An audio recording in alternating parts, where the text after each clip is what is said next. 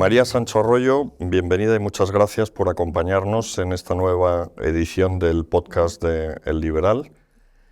María Sancho Arroyo es una reconocida experta en el mercado del arte, con más de 30 años de experiencia internacional. Inició su actividad profesional en el Museo d'Art de Cataluña y en el Louvre de París, para trasladarse a continuación a Londres, donde trabajó para la casa de subastas Sotheby's.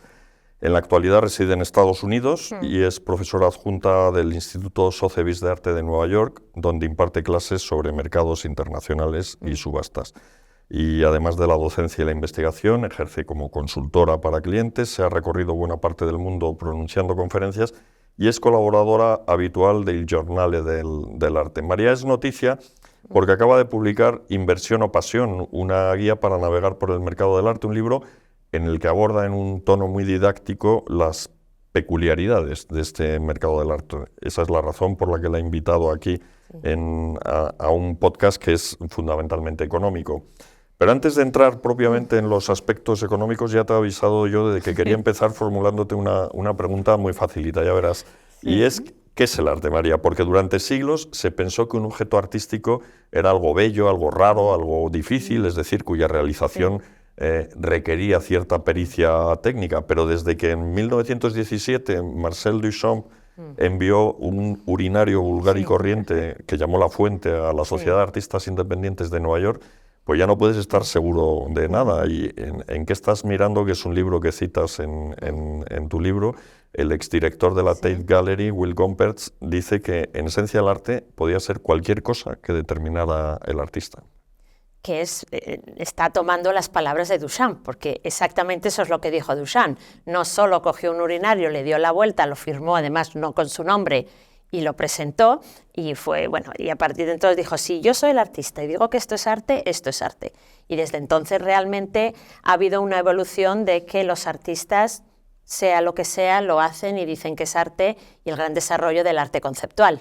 Claro. Ahora bien, hay una gran diferencia entre lo que un artista dice que es un arte y lo que el mercado del arte reconoce que tiene un cierto valor. O sea, todo puede ser arte, pero no todo tiene el mismo valor. Claro, pero esos criterios que antes mencionaba, bello, raro, difícil, eran criterios que se utilizaban antes para valorar una obra de arte. Tú veías un cuadro de la escuela flamenca y decías, fíjate en los pliegues, fíjate en los brocados. Eso no lo hace cualquiera. De hecho, pasabas tiempo hasta que llegabas a ser un autor que firmase con su propio nombre.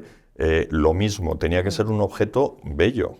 Y bien ejecutado, con una técnica impecable. Exacto. Para empezar, ya podemos echarnos unos cuantos años atrás al Renacimiento, donde hay el gran cambio del artesano al artista, ¿no? Primero era un gran taller donde había mucha gente que trabajaba, estaba el maestro, pero no estaba realmente conocido por nombre, ¿no? Y por eso se habla el maestro de la tabla roja, el maestro.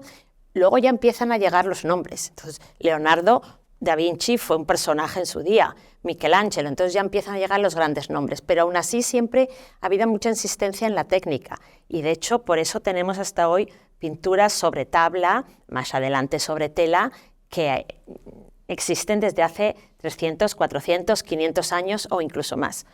Desde el siglo XX, desde Duchamp, y como decías, el artista dice esto es arte y hago arte, y el desarrollo del arte conceptual, ligado con eso hay un problema de conservación. Yo estudié químicas en la universidad, aunque ahora llegué al arte a través del estudio científico de las obras de arte. Me gustaba el arte, pero lo consideraba que iba a ser mi hobby, que mi carrera iba a ser la química, pero cuando estaba casi acabando la carrera descubrí que podía poner las dos juntas, y de hecho me fui un año a Italia a especializarme en el estudio científico de las obras de arte.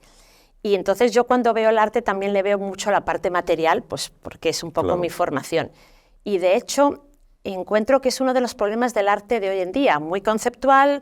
Tú has hecho una cosa que te ha gustado, el artista coge pintura de pared y la pone sobre el lienzo, no le hace una imprimación, no la prepara, no todos, algunos. Y pues queda muy bien, muy impactante, algunas de estas obras se venden por unos precios muy elevados, pero es que eso no va a durar muchos años. Claro. Yo a mis clientes siempre me fijo y pregunto cuál es la técnica del artista. Cuando hay fotografía hay que tener mucho cuidado, o sea, el tema conservación.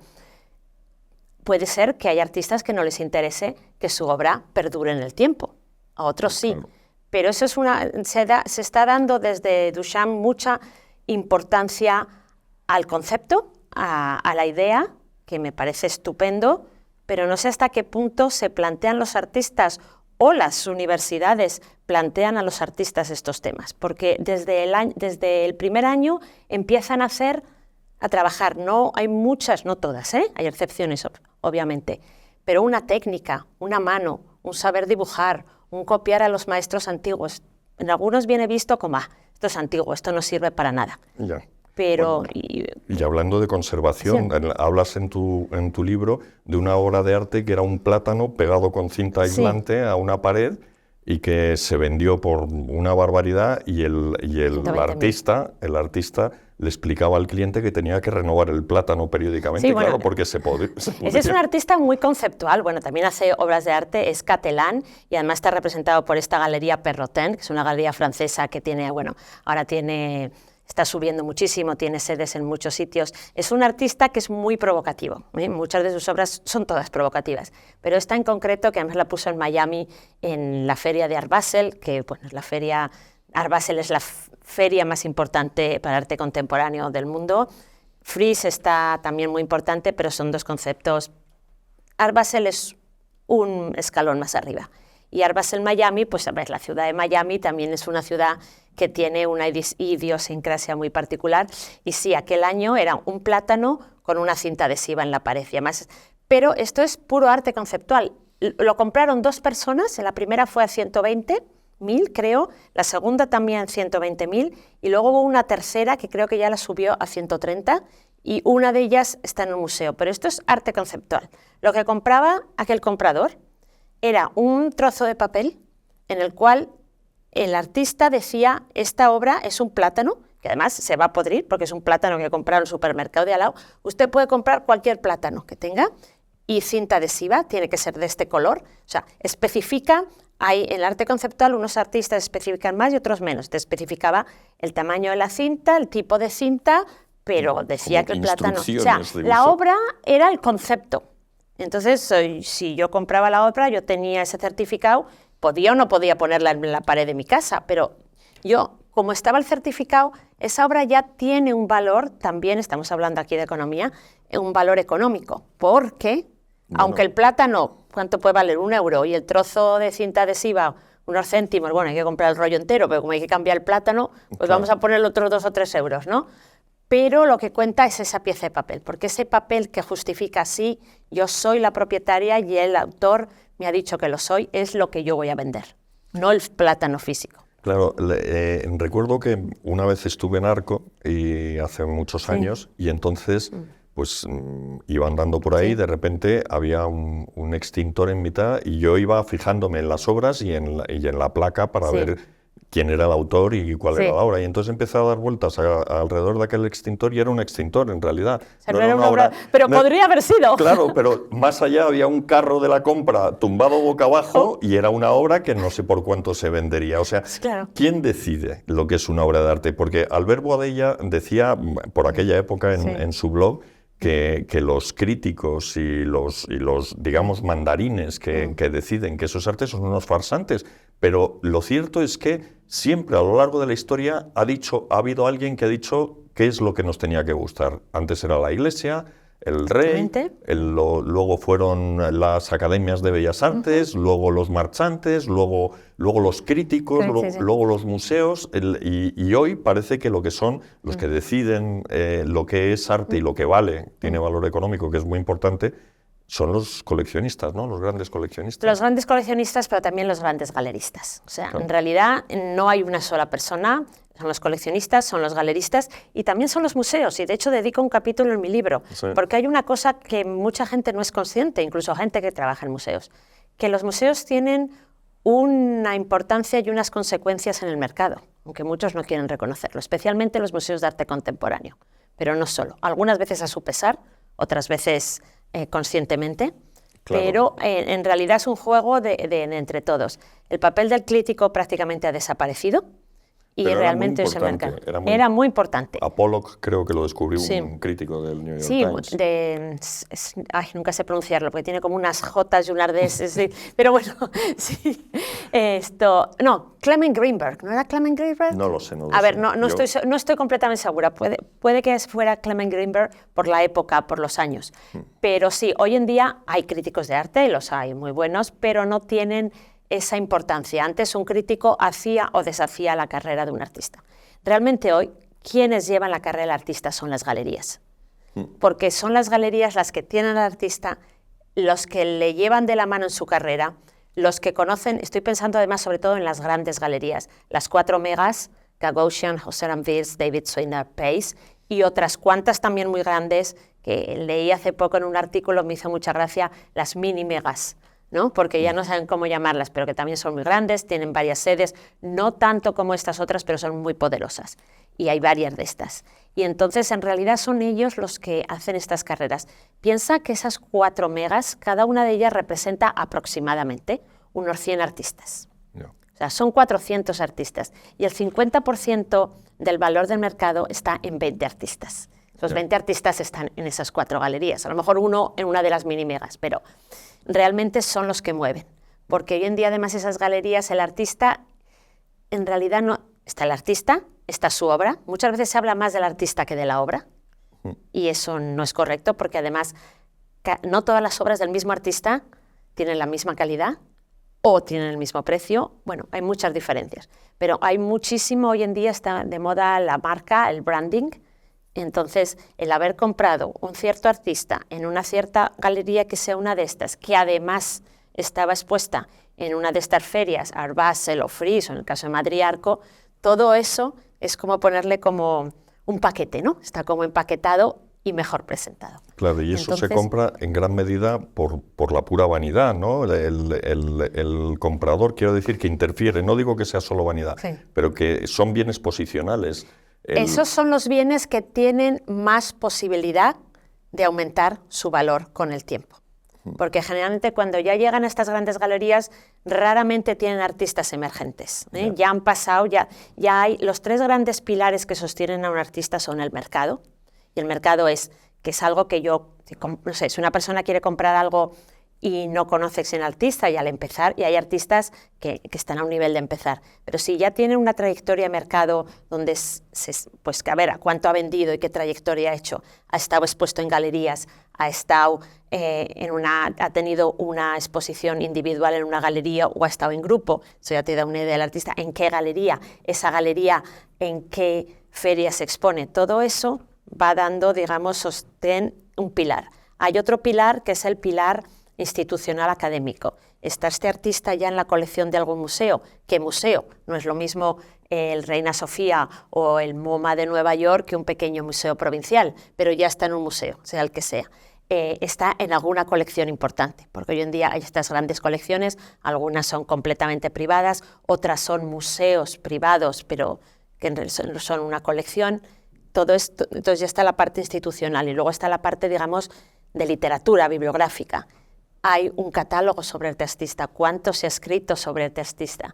Todos esos son como 3 pilares que van sosteniendo la carrera del artista y que ayudan a que mantenga su valor y en algunos casos aumente considerablemente. Y realmente, como inversión, estos son los artistas donde sí que se puede o donde se realizan ganancias financieras en un tiempo relativamente corto. No estoy hablando de un flipping que está muy mal visto en el mercado del arte, que es cuando... El flipping es comprar y vender. Comprar y vender rápidamente en los mercados financieros es normal, se intenta comprar... Sí, bueno, y existe el trading de alta rotación, de alta frecuencia, que lo hacen ya la inteligencia artificial en milésimas de segundo. En cambio, en el mercado del arte está muy mal visto el flipping, porque es muy perjudicial para la carrera del artista. O sea, yo tengo ejemplos de artistas, por ejemplo, que han pasado en 2 años de vender de 20.000 sus obras. Está Flora Jukonovic, que ella, espera, tengo aquí los datos porque no quiero decir un número equivocado. Flora Jukonovic es una chica británica muy joven, tiene apenas 30 años. Ella ya en la verdad es que hace unas cosas muy bonitas, es como un arte semi-abstracto inspirado en rococó. hubo un galerista de una pequeña galería de Inglaterra que la descubrió en el show final de la carrera y bueno, dijo, me encanta lo que haces, te voy a representar, te voy a hacer una exposición para ti sola, que eso ya para alguien que acaba de terminar sus estudios, normalmente es una exposición de grupo, la primera que tienen, ¿no? Se llamaba la Galería Parafín y le expuso 8 obras y las puso a un precio de 30.000, que vale, 30.000 libras esterlinas, que también para empezar es un precio bien, considerable. Sí, sí. Se vendieron todas. Qué barbaridad. Pero ya allí empezó, era un momento que el mercado estaba realmente subiendo muy rápidamente. Eso fue en el 2017. La casa de subastas Phillips en junio del 2017 presentó una obra porque alguien que la había comprado en esa primera y en otras ventas que hizo, la vendió. Se estimó ya de 60 a 80. Acuérdate, 30, había pasado un par de años, tenía muchísimo éxito. Estimación de subasta de 60 a 80. Se vendió por 1,2 millones. Eso es una barbaridad. Sí. Eso es realmente especulación. Lo que ocurría es que cuando un artista joven tiene poca producción, ella no tiene mucha producción, trabaja despacio, entonces había una lista de espera enorme. Las galerías intentan controlar quién compra la obra, porque precisamente lo que quieren evitar es el flipping, o sea, quieren que vaya a un museo donde la obra no va a salir, va a quedarse ahí, pues no para siempre, quizá para siempre. Si es un museo americano, mejor venden, pero no va a ser inmediato. O una colección seria, donde tampoco lo compran para volverlo a vender unos pocos años después. Pero ¿qué ocurre? Que cuando una de estas obras llega a subasta porque alguien que la ha comprado decide que la quiere vender, en subasta no hay listas de espera ni selección de la galería. Quien más paga se la lleva. Y por eso ocurren esto. No. Pero esto es negativo para el artista porque puedes pensar, oye, pues qué bien, qué joven y todo lo que... Pero no, porque lo que ocurre es que crece muy rápidamente, llega un momento que ya la gente dice, oye, está demasiado alto, me voy a buscar otro. O este no me gusta y no se compra. Y entonces hay una impresión de, ¡ay! Y esto no se ha vendido, ni ha seguido subiendo. Claro, claro. Y entonces es un bajón. Es que a esos precios la demanda no puede ser muy amplia, claro. Exacto, y entonces cae en picado, y eso es muy negativo para la carrera del artista. En el caso de Flora Yukounovich, tuvo la gran suerte, porque realmente es una artista muy interesante, que la Galería Victoria Miró de Londres la cogió, y entonces empezó a controlarle su carrera. Le hizo una exposición con unos precios... Parece que era en torno a los 300 o 400.000, pero que son muchos, pero ya no es el millón, y a partir de allí sube poco a poco. Hoy en día está representada entre la Galería Victoria Miró y la Galería Husser & Birch, una de las megas que te decía. Husser & Birch la representa sobre todo en Estados Unidos, Victoria Miró en Europa, en Reino Unido, y sí, o sea, y este año tiene una exposición en un museo importante, en el Ashmolean de Oxford, ha tenido ya una y va a haber uno en Los Ángeles. O sea que le están creando esas pilares que te comentaba. La clave aquí ahora son los galeristas. O sea, la clave son los galeristas. Porque yo en el libro del tiburón de los 12 millones de dólares, esto hablan de que Saatchi era el que más o menos el que pone en órbita a Damien Hirst. Totalmente. Y eso sigue pasando todavía, esos grandes coleccionistas... ¿Esto siguen dominando el mercado o esto ya se parece mucho más al flipping que...? Eso, a ver, Saatchi además es que, bueno, por profesión sabía vender y era un gran marketing y publicista. Margaret Thatcher. Y cogió a estos artistas, los Young YCMA, los Young British Artists, YBA. Que eran Damien Hirst y, ¿cómo se llama esta otra? Bueno, unas cuantos, ¿no? Y yo me acuerdo de una exposición, yo estaba viviendo en Londres en aquella época, que se llama Sensation, en la Royal Academy, que realmente fue una sensación, porque había algunas cosas chocantes, pero aquello fue la combinación de un coleccionista que sabía vender, experto en marketing, y que hizo una exposición en la Royal Academy. La Royal Academy no tiene una pequeña colección propia, pero a ver, una exposición en la Royal Academy da mucho caché, da mucha validación. O sea, no es lo mismo que en una galería de Soho. Entonces, eso también ayuda. Pues ahí es cuando te decía la importancia de los museos. O sea, si un artista ya súper reconocido, un Picasso, pues una exposición en un museo no va a influir tanto en su carrera y consecuentemente en el mercado, aunque también, te contaré un ejemplo. Pero un artista en mitad de carrera, que un museo como el MoMA o la Royal Academy o la National Gallery o el Reina Sofía le hago una exposición, eso es darle una validación muy grande, ¿no? Claro. Porque alguien que está... Y por eso pero al mismo tiempo los museos tienen que tener cuidado. El problema de los museos es que hoy en día tienen muy poco dinero, estatales o a no ser que sean realmente de un coleccionista privado completamente. Y como no tienen tienen muy poco dinero para adquisición, porque el poco que tienen que destinarlo a tener el museo abierto, pagar a su personal y todo. Claro. Entonces, dependen mucho de donaciones, en Estados Unidos especialmente, porque hay un sistema fiscal muy atractivo, que unas donaciones, tanto en dinero como en obra, deducen impuestos, por eso los museos americanos sus colecciones crecen de esa manera.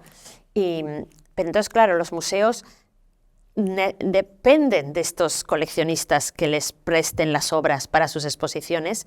¿Y quién está detrás de esas exposiciones también? Las galerías. Las galerías ponen muchísimo dinero en exposiciones temporales de obras de sus artistas, porque el museo lo necesita, porque ellos saben dónde ciertas obras están colocadas, porque son ellos los que las has vendido, entonces saben quién tiene esa obra. Entonces hay todos esos juegos. Pero yo pienso que realmente hoy en día quienes mueven verdaderamente los hilos son los galeristas, con otras personas, pero para mi gusto son los más influyentes. Y volviendo un poco a los precios disparatados, antes hemos mencionado a Damien Hirst y a otros artistas, pero ahora con las nuevas tecnologías hemos visto que proliferan los llamados NFT.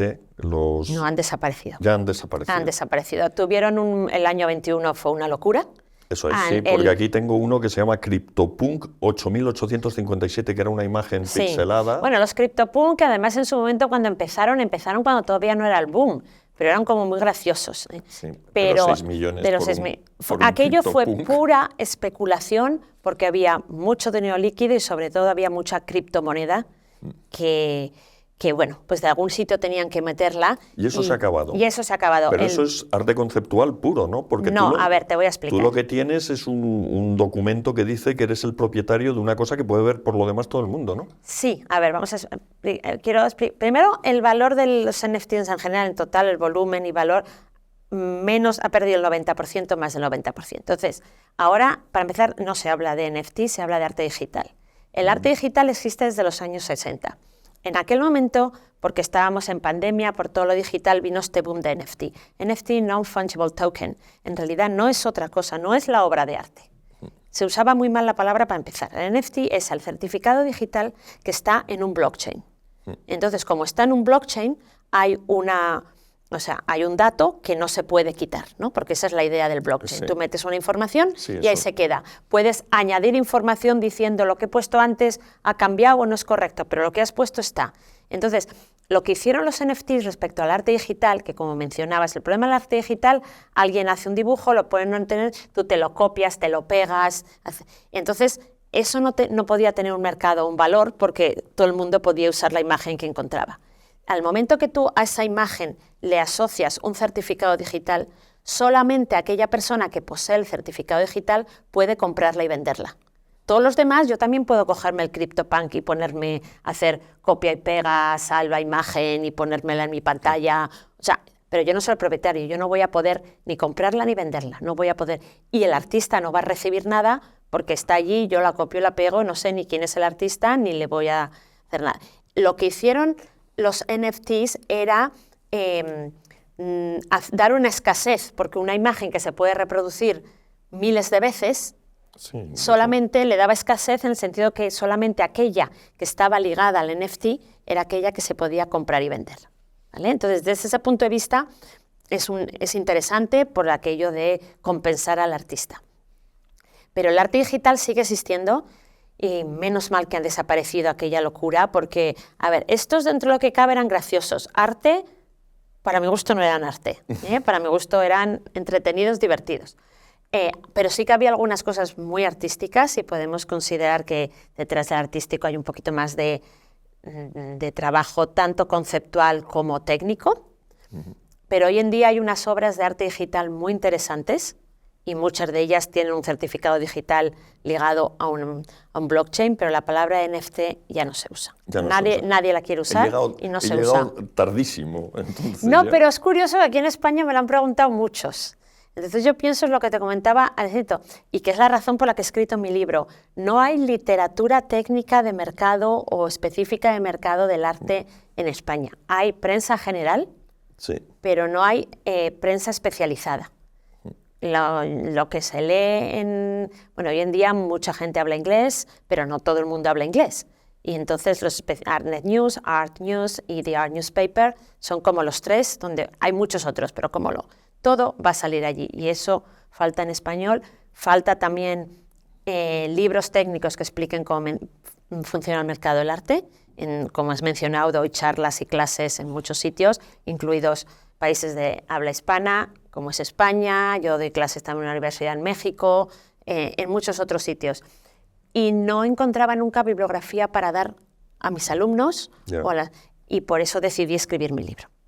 Muy bien, pues vamos a rellenar ese hueco en la medida que podamos en los 20 minutos o el cuarto de hora que nos queda. A ver. Una de las cosas que pasa con el arte es que hay quien piensa que el precio de los cuadros es como el de las casas, que nunca cae. Pero ya nos has explicado un caso llega un momento en que si suben demasiado acaban por caer. Sí. Pero no hay ninguna manera de asegurarte una inversión en arte, nada. No hay ninguna manera. De comprar un Picasso, porque tengo entendido que la familia Picasso esto lo suelta con cuentagotas y además con un compromiso de no vender. Bueno, eso ocurre no solo con los Picasso, sino con muchas otras obras. O sea, y allí, generalmente las grandes galerías o las buenas galerías, sin necesidad de ser tan grandes, cuando venden una obra de un artista, siempre dicen, aunque no sea un artista tan conocido, que si en 2 o 3 años o en unos meses, por alguna razón, no se quiere esa obra, puede ser porque de repente no le guste más o porque necesite venderla, por favor, no la vendan al mercado, no la saquen a subasta, la devuelvan a la galería. O sea, se vende con un pacto de recompra. Con un pacto de recompra. Lo que pasa es que esos pactos no se pueden... ¿cómo se dice? En inglés es enforceable. Sí, aplicar. Aplicar o hacer, obligar, ¿no?, a que se ocurren. Entonces, lo ponen como para disuadir. La realidad es que quien quiera saltárselo a la torera se lo salta, y lo vende. Y tú vas a un tribunal y aunque te denuncie la galería no... Pero es que el arte, para empezar como inversión, el arte como inversión, para que realmente... nada está seguro, pero si se compran estos artistas blue chip, como puede ser, se les llama blue chip por la misma razón que en el mercado financiero, pues Picasso, hoy en día Basquiat también, hay algunos de arte contemporáneo, todos los impresionistas. Allí hay como más seguridad de que probablemente no van a bajar de valor, pero aún así, la pintura impresionista, en los años 80 lo que más se buscaba eran los cuadros del inicio del impresionismo. Hoy en día lo que está de moda, lo que alcanza precios más altos, son los últimos años del impresionismo. Entonces, incluso dentro del blue chip, no digo que hayan desaparecido de valor, pero los valores fluctúan mucho. Los girasoles de Van Gogh Van Gogh sigue siendo muy considerado, pero por ejemplo, Renoir hoy en día está considerado tirando a cursi, y se vende relativamente mal. Bueno, o sea, no lo regalan, pero que es que no hay nada asegurado. Luego, el arte no produce dividendos. Es muy ilíquido, porque no es como en la bolsa, que están continuamente miles de cientos de acciones que cada día se compran y venden, ¿no? Entonces, el arte, cuando lo quieres vender, o lo vendes a la galería, o tienes que esperar una subasta, y no hay subastas de todas las categorías todos los días del año. Hay que buscar el momento adecuado. Entonces, y luego hay otra serie el arte no solo no produce dividendos, sino que tiene unos gastos de mantenimiento importante, porque no se puede comprar 4 cuadros, meterlos en un desván lleno de polvo, cambios de temperatura. Entonces, por eso es una... Pero, sí, no, dime. No, perdona, pero... Quería decir que se puede invertir en arte, pero hay que conocer muy bien el mercado, estar muy dentro y estar dispuesto, uno, a gastarse cantidades importantes, y segundo, a saber que aquello puede no subir, incluso puede bajar. Claro, y hay otro problema adicional, y es que aquí tuvimos el famoso caso de Jaime Botín y la cabeza de mujer de Picasso, que el problema es que en España, por razones lógicas de protección del patrimonio artístico, tienes que pedir permiso para vender una obra en el extranjero. Y a veces te lo dan y a veces no te lo dan. En Francia, aparentemente, pasa un tiempo a partir del cual, si el Estado no te lo ha comprado, tú ya tienes libertad para venderlo. En España no. Y eso es lo que le pasó a Jaime Botín. Sí. Y tuvo que intentó sacar en un barco la cabeza de Picasso y vamos, lo pillaron. Y por eso hay mucha gente que no declara lo que tiene. Claro. Y eso también tiene un inconveniente, y es que nadie se atreve a traer aquí. Y luego otra cosa, o sea, en España creo que es a partir de 100 años hay que pedir un permiso de exportación. Pero si algo a partir de 100 años de la obra. De una obra de más de 100 años hay que pedir, y hay un valor mínimo, ahora no me acuerdo exactamente cuál es, pero no es muy alto. Entonces, por ejemplo, yo en la oficina de Sotheby's o la de Christie's, igual aquí en Madrid, si quieren vender algo en la oficina de Nueva York o de Londres, para obras de un cierto, que tengan más de 100 años de un cierto valor, tienen que pedir un permiso de exportación. En el permiso de exportación hay que poner un valor de esa obra. Y no puedes poner 400 euros cuando a lo mejor son 400.000. Porque el Estado tiene el derecho de tanteo. O sea, dice, vale, no te lo dejo sacar, ya más me lo compro por el precio que me estás dando. Entonces hay que poner algo que no sea mucho más, pero que si deciden hacer eso, sea lógico. Mientras que en Francia el sistema es diferente. En Francia, bueno, en subasta, por ejemplo, y si en Francia, bueno, no te lo pueden dejar sacar, pero si algo sale a subasta y el Estado lo quiere, no es que para la subasta y dice, me lo quedo. Mandan, por ejemplo, el Museo del Louvre manda a un conservador a la subasta en París, se compra y una obra sube a un cierto, digamos que sube a 20 millones, y entonces una vez que ya ha subido a ese valor, el curador dice preempto para el Museo del Louvre. Pero no es que antes, o sea, deja que llegue el valor del mercado, solo que luego el comprador no lo va a pagar, pero el vendedor no, digamos, está perdiendo. No va a sufrir que le hayan dicho antes, olvídate, no se puede vender. Claro, y eso no desincentiva la compra de arte. Y de hecho el mercado en París, bueno, ahora con el Brexit está subiendo mucho. París se está volviendo a convertir siempre fue un centro de mercado del arte, empezó a declinar en la Primera Guerra Mundial, y en la Segunda ya definitivamente el centro del mercado del arte se pasó a Nueva York, pero ahora, bueno, Nueva York sigue siendo, por muchas razones, el centro del mercado del arte. Estados Unidos representa entre el 40 y el 45% del mercado del arte mundial, y dentro de ese Estados Unidos el 90% se ocurre en Nueva York. Dices en el libro que el arte tiene una baja correlación con los mercados financieros. Sí. Eso lo hace interesante para diversificar una cartera. Absolutamente. Pero también, por lo menos yo recuerdo que las grandes subastas, los grandes precios, se consiguen generalmente en épocas de burbuja. Antes se menciona el caso de los girasoles de Van Gogh, que lo compró un japonés en plena burbuja inmobiliaria japonesa. O sea y que luego, unos poco después, cayó. Por lo visto echaron al directivo de la aseguradora que compró. Pero luego cayó Japón por muchas razones. En aquel momento los japoneses representaban el 30% del mercado del arte. Y la verdad es que el mercado, desde el 1989, tardó casi 14 años en volver al mismo nivel después de porque desapareció el 30% de los compradores eran japoneses a nivel alto. Entonces, imagínate que desaparece el 30% mercado. Entonces, ya digo, costó muchísimo. Y en cambio, eso me recuerda que en el 2008, que hubo otra crisis, de la crisis del 2008, de los subprime y todo aquello, pero el mercado se recuperó enseguida, se recuperó en 2011. ¿Por qué? Porque entró China. En aquel momento había muchísimo dinero y liquidez en China, compradores chinos compraban todo, y el mercado en 2 años volvió al mismo nivel por esa razón. Otra de las cosas que mencionas es que los museos no tienen dinero porque los precios han subido mucho. Sí. ¿Hay una burbuja en el mundo del arte ahora? Han subido mucho los precios, y sí, es verdad, sobre todo en el arte contemporáneo. De hecho, hoy en día se compraría mejor eso quería preguntarte pintura también. antigua. ¿Qué está de moda ahora? ¿Qué es lo que más se vende? Empezó en los años 70. En los años 70 fue el momento cuando realmente empezó a mirarse el arte como inversión financiera. Fue el momento que también lo menciono en mi libro, de uno de los primeros fondos de arte, el British Royal Pension Fund. Bueno, el primero había sido en Francia unos años antes. Lo conoces, ¿no? El nombre, la peau de l'ours, la piel del oso, que viene de aquella fábula. Pero eso es a principios del siglo XX. Eso es a principios del siglo XX. Lo que es curioso de que, bueno, por aquello de no vendas la piel del oso antes de comprarlo, medir riesgo, fue este consorcio de personas que compraron un determinado número de artistas de entonces emergentes. Entre los y funcionaba como un fondo en el sentido de que tú hacías una cesta de obras de arte, le ponías un valor y luego vendías participaciones. Exactamente. Vendías participaciones y compraron, no me acuerdo exactamente el número de artistas, unos 40, una cosa así. Es curioso que compraron lo que entonces eran artistas emergentes y entre ellos estaban Picasso y Matisse. Anda.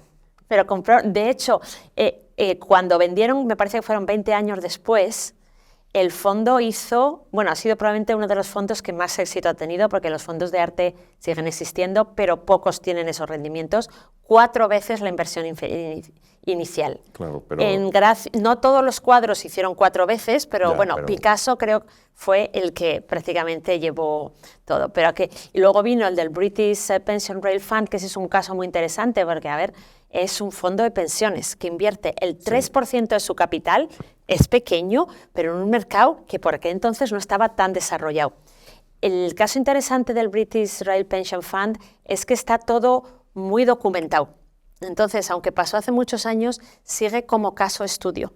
Y lo que, digamos, las enseñanzas que podemos sacar de cuando se analiza el fondo desde el principio al final, realmente si aquella cantidad lo hubieran invertido en bolsa o en acciones o en bonos, hubieran sacado prácticamente el mismo beneficio. Bueno, ¿vale? No está mal. Que no está mal. Pero la otra cosa es... Para jugarse las pensiones de los ferroviarios, la verdad es que... los ferroviarios no se debieron enterar, porque si se llegan a enterar... Lo he comprado aquí. Lo que hicieron es que compraron en muchas categorías, digamos, para diversificar el riesgo. Pero mirándolo después, aquello fue un error, porque lo que te contaba, hay muchos gastos de administración. Entonces, lo que sí la consecuencia es, si tú compras solo en una categoría, menos cantidad de obras, pero de más valor cada una de ellas, y dentro de una categoría hay menos gastos de administración, menos gastos de almacenamiento, con lo cual, al haber menos gastos, también eso ayuda a que las ganancias sean mayores. Y hoy en día también existen fondos, hay varios, no quiero mencionar ninguno porque no quiero hacer publicidad a nadie, pero siguen existiendo y está el concepto del fondo, como has mencionado antes, una cesta de obras de arte, y quien vaya a invertir, invierte, pues eso, compra como una acción de ese fondo. Ahora bien, esa persona nunca va a tener ninguna de esas obras de arte en su casa. Sencillamente es una especulación, es una inversión. Es una inversión. Y hay otro tipo que es, digamos, un poco similar, que es la fraccionalización, y allí en lugar de ser una cesta de obras, es una sola obra, pero dividida evidentemente no físicamente, pero es lo mismo, es invertir en una obra específica. Y eso aún tiene menos gastos porque es solo una obra, y además es más fácil determinar. Bueno, nunca se puede determinar cuál va a ser el de esa obra, pero es más fácil con una obra porque generalmente la compran e intentan venderla 3, 4, 5 años después. Es más fácil intentar ver cuál puede ser cómo se va a... Sí. ¿Y qué se está comprando y qué se está vendiendo? Arte contemporáneo, porque donde hay liquidez es en el arte contemporáneo. Es donde están los grandes precios. De hecho, estos días se está hablando, el mercado del arte lleva 2 años, digamos, que va en bajón. El año 21, el 21 y el 22 fueron muy buenos, el 23 empezó a bajar, el 24 ha bajado. Yo creo que estamos ya tocando fondo, porque en Estados Unidos... ¿Por qué ese movimiento? 2021 son los años de la pandemia, ¿no? Pero había muchísimo dinero. Dinero no costaba nada, porque quien tenía dinero, quienes más sufrieron fueron los de abajo porque necesitaban, pero la gente que tenía dinero hicieron mucho dinero durante la pandemia. No lo gastaban, porque no había tantas maneras de gastarlo, y además el dinero no había los, ¿cómo se dice?, tasas de interés. Sí, los tipos de interés. Los tipos de interés eran muy bajos. Entonces, quien tenía dinero, hubo muchísimo apalancamiento, y ese dinero se reinvirtió en comprar. Entonces había muchísimo movimiento. Claro. ¿Y qué nombres darías? O sea, ¿qué pintores o o artistas están ahora? Pues en este momento, a ver, también está mucho arte de mujeres porque, visto que era una categoría, el canon de histórico tradicional han sido hombres, digamos, de raza blanca, y entonces ha habido todo este movimiento que además se intensificó durante la pandemia de dar más visibilidad a otros grupos que habían sido menos considerados en el pasado, mujeres, artistas de otras zonas, otras geografías, otros grupos sociales que no habían tenido tanta visibilidad. Entonces allí sí que hubo también mucha especulación porque, a ver, artistas de origen africano, artistas de mujeres, artistas de otros países, y de hecho subieron mucho. Ahora se está bastante estabilizando, hay algunos nombres que se han quedado, pero es todo, a ver, están los blue chips, o sea, Monet sigue siendo una versión bastante segura, no se va a súper disparar, pero está bastante asegurado. Picasso sigue siendo